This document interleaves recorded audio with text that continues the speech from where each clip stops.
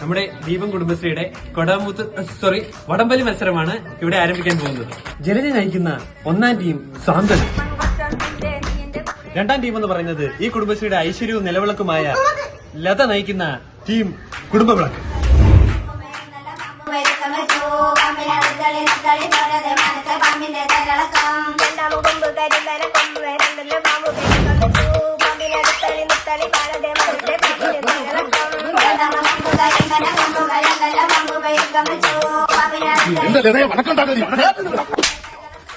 എന്റെ പിള്ളേരെ തന്തയെ തൊടുന്നോടി, എന്നെ ചവിട്ടാറായോ നീ?